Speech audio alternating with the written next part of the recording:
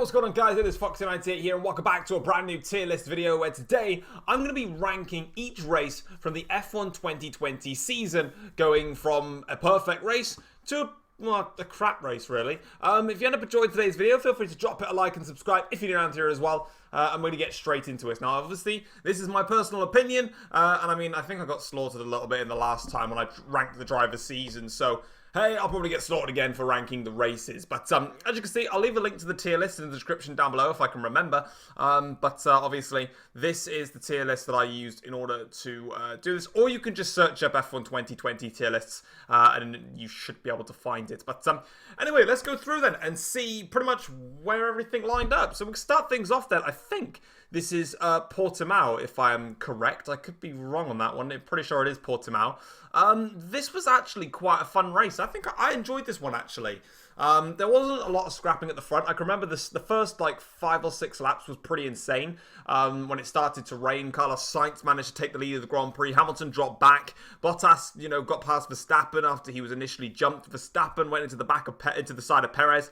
Perez got spun round at the turn 3, I think it was.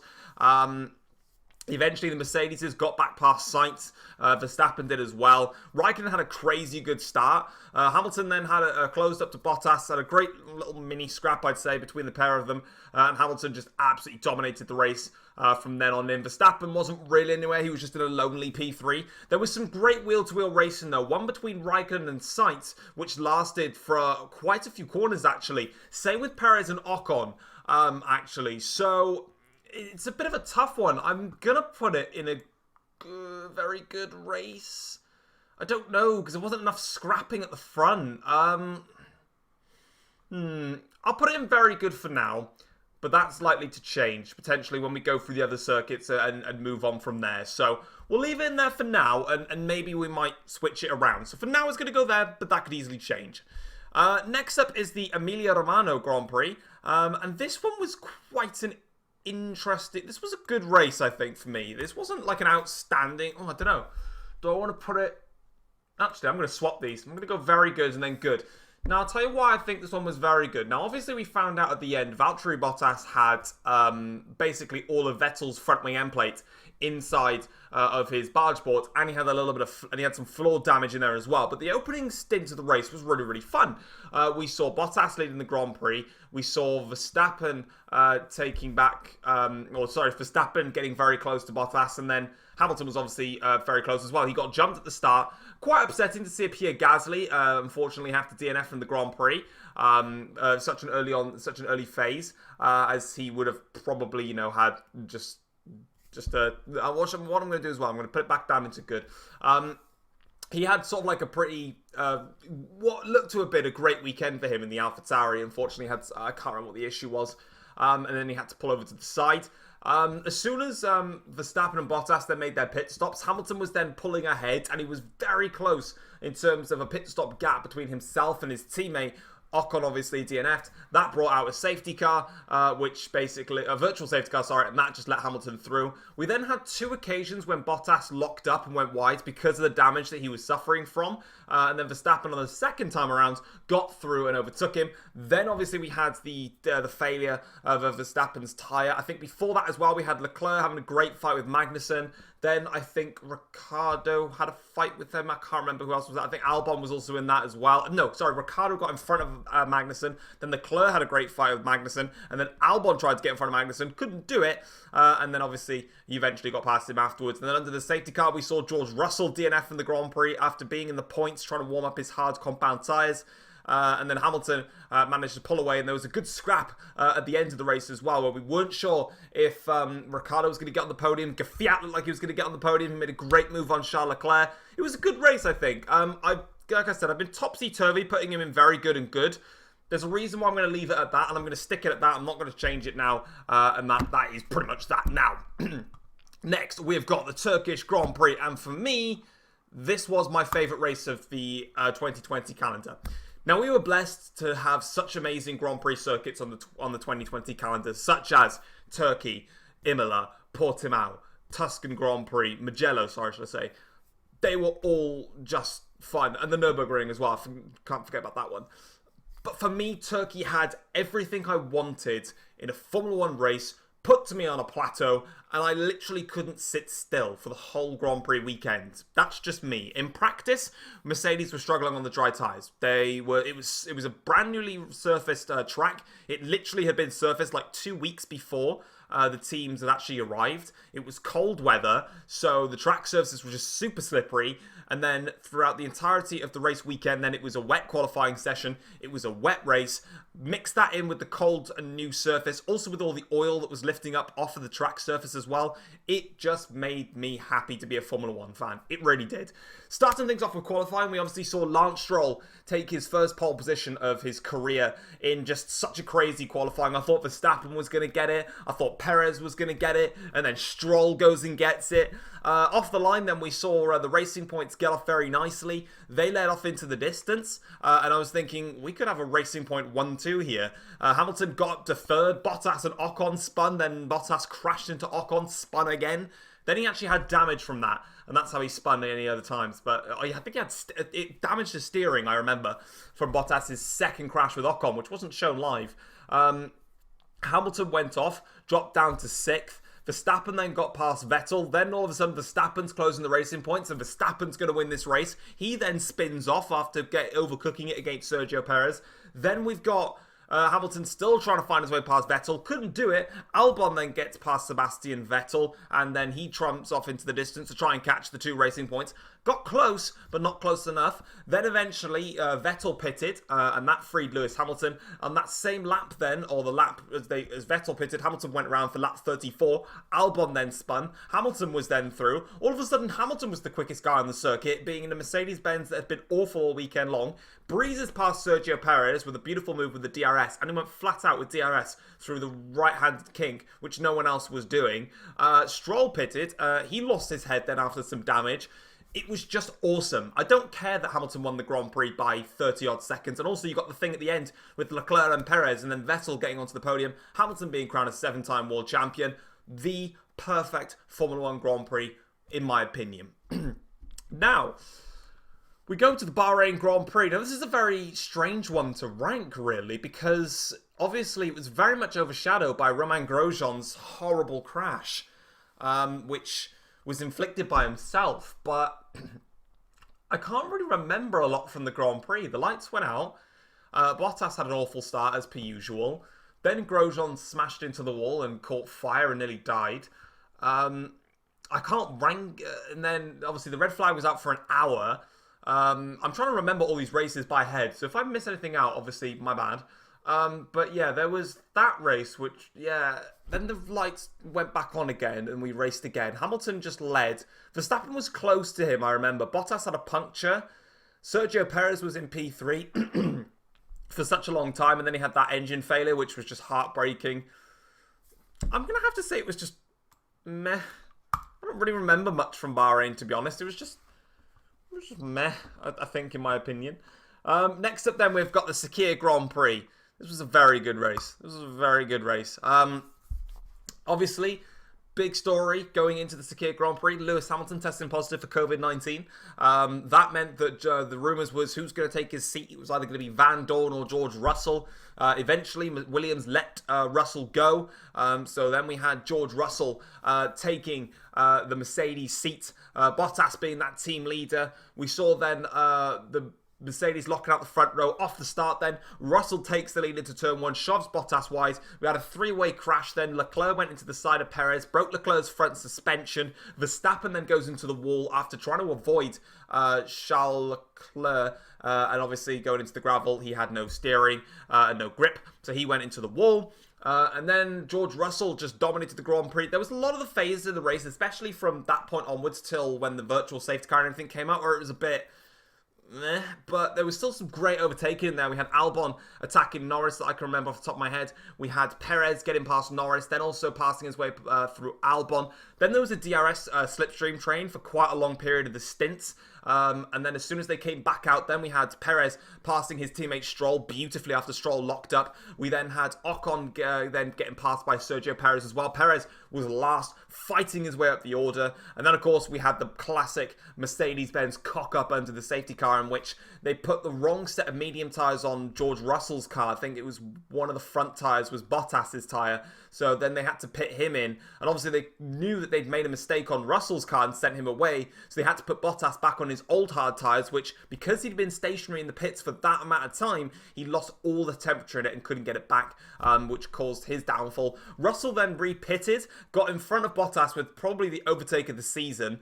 Although there was a lot of, like I said, with tyres and stuff, it kind of made do with that.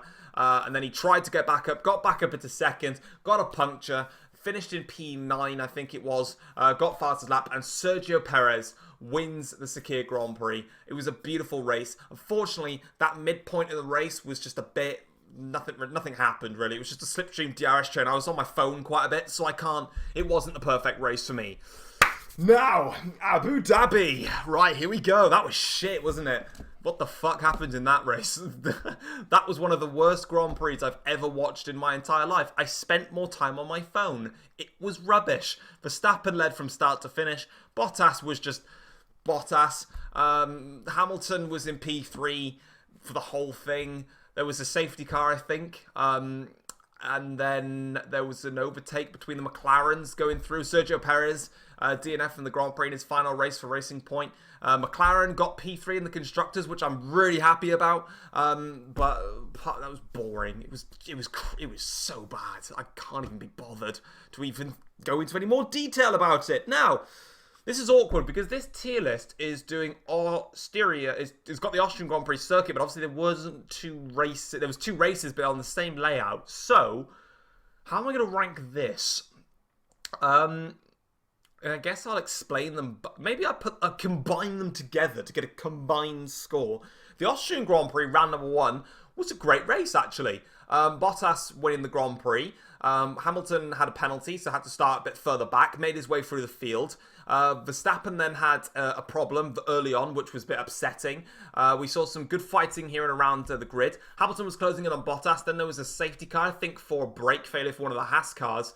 And then we saw... that little attack that Hamilton had just nullified. There was some good fighting here and around in the field, and then we got the beginning of the classic last lap Lando when he managed to pump in the fastest lap of the race on the last lap, because then under another safety car, I think it was, Albon pitted for soft tyres. He went around the outside of Hamilton, they crashed, Albon went spinning out, then he DNF'd from an electrical problem anyway, and then Hamilton had a 5-second penalty. Leclerc got second place in the end. Norris then just got P3 by 0.2 of a second. That was a great race. The Styrian Grand Prix, not so much really. I think Bottas had to make a recovery race because his qualifying was hampered in the dry and such wet. And then what really else happened in that race? I can't even remember. Oh, the last lap Lando when Perez attacked Albon, damaged his front wing. Norris got through Ricciardo, then got through Stroll, and then on the last lap managed to get Sergio Perez. Combining the two races together, it was good. It was good. I give it a good for that one. Next up, the Hungarian Grand Prix. Yeah, this was kind of meh, I think. It started off... I mean, the race beforehand started off pretty wild, with Verstappen going into the wall and breaking his suspension. They managed to fix it. Lights went out. I think Bottas, again, had a... How many times have I said Bottas has had a bad start when doing this? Bottas had a shocking start.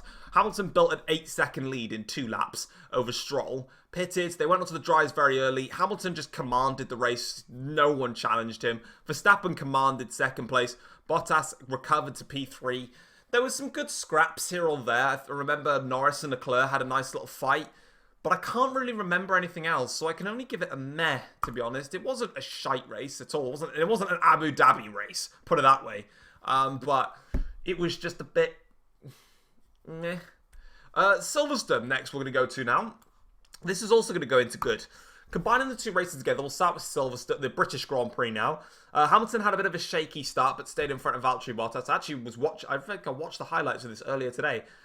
He had a bit of a shaky start, but stayed in front. There was some nice scrapping between the Renaults and the McLarens, which was fun to see. And then we saw a little bit of fighting, especially from Pierre Gasly as well, going around the outside of Vettel into Stowe Corner, which was a great overtake there from Gasly. And then that race was dominated by the tyre drama when Bottas got a puncture on lap 52, Sainz then got one on lap 53, and then Hamilton had to finish the race on 3 wheels, which was one of the most iconic finishes in Formula 1, in my opinion. And it was okay. It wasn't like a spectacular British Grand Prix compared to 2019. 2019 was bloody brilliant, but it was helped by that. And then the 70th anniversary Grand Prix was probably it was better than the British Grand Prix. When I was doing the F1 debate, which I stopped in the end, I still stick by my point. I really hated how the Pirelli tyres just dominated the whole saga. Like, the cars would do 40 miles, if that, or 36 miles, and then the tyres would be dead. And it's like Hamilton pushed for like 2 laps to go to when he came out of the pits for his second stop, I think it was, when he extended his stint. And his tyres had already blistered. It's like, come on, like, that's boring. I don't, I want, if it was that type of racing, but it wasn't tyre dependent, it was just a case of the tyres just wore out. It wasn't just blistering, it was just a little bit of wear on the tyre here or there, and it was just a natural 2-stop race, and those type of overtaking.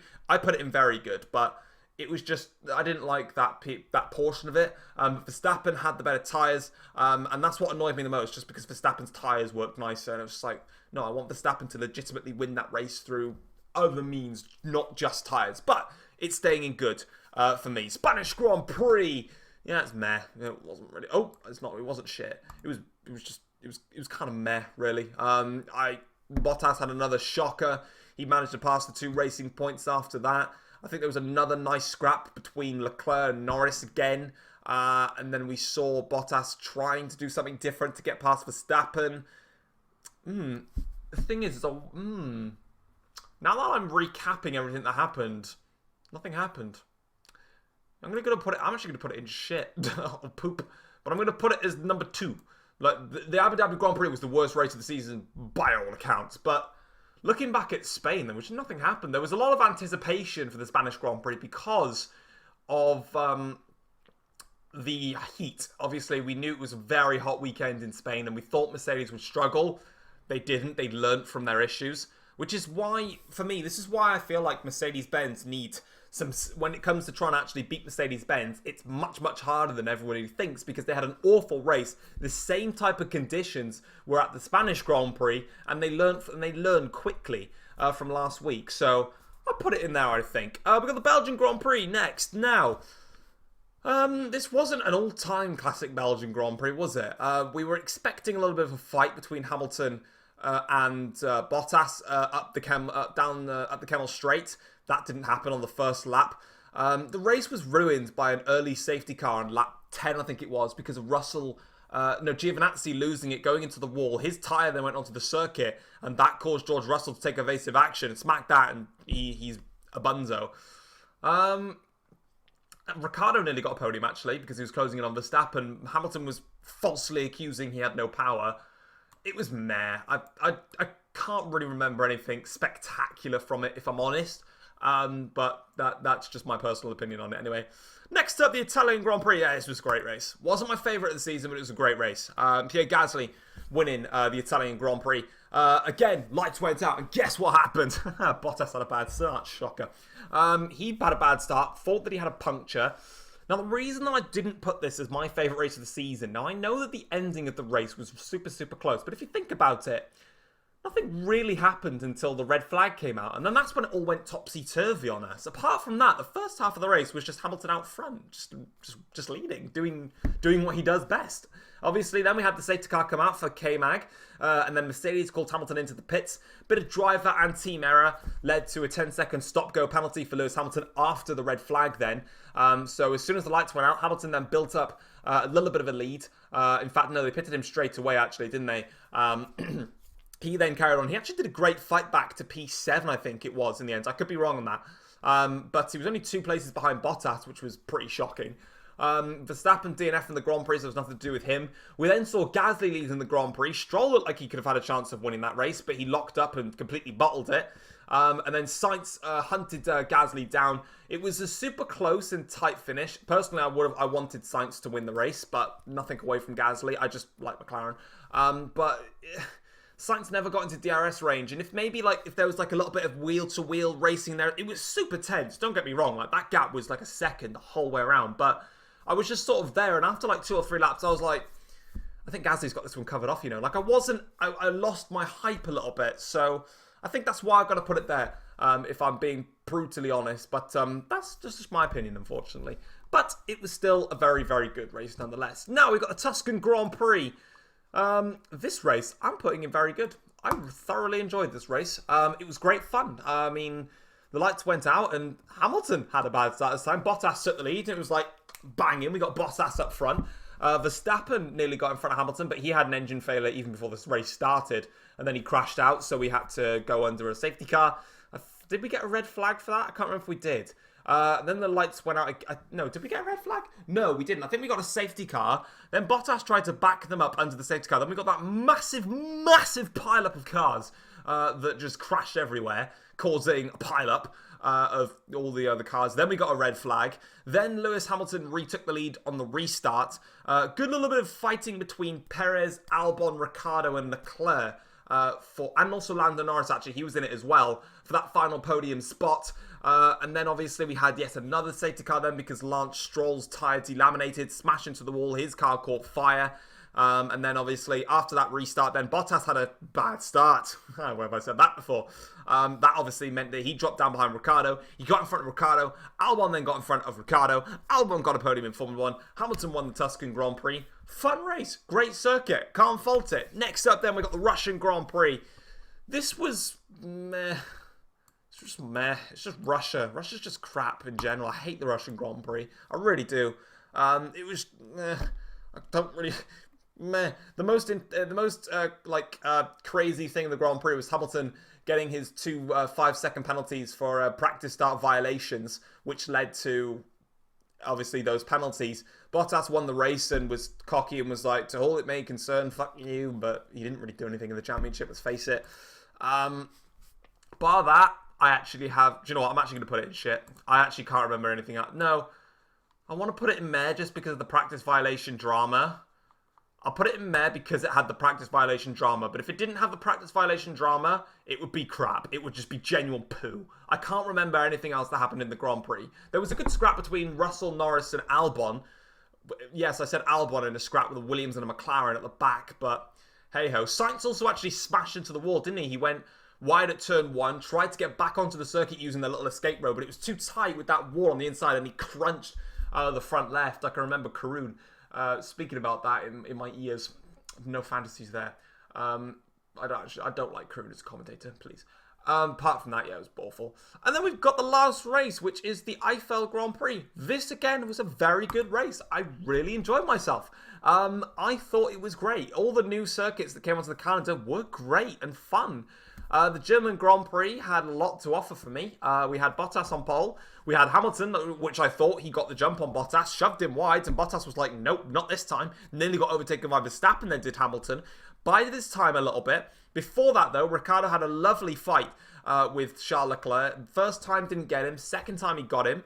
That allowed him to go on through. We then saw Bottas then locking up, going too deep into the corner, losing the position, very close to making contact with 2 Mercs then. Bottas then pitted, eventually had an engine failure. That cost him the Grand Prix itself, and that pretty much ruined his championship aspirations. Albon had one of the worst races of probably the worst race of his F1 career. There was a nice scrap between Perez and Leclerc in there as well. It was fun. I think it was a very good race. Or do I want to put it in good alongside Emilia Romagna and Portimao? Because Hamilton again dominated then from that. No, I think I'm going to put it in very good. I'm going to leave it there. But there we go. That is my personal ranking of the F1 2020 races throughout the course of the season. Let me know what you would have done to change my rankings. And let me know what you thought. If you guys enjoyed the video, drop it a like, subscribe if you're new around here as well. And I'll see you guys next time. Take care all. Peace.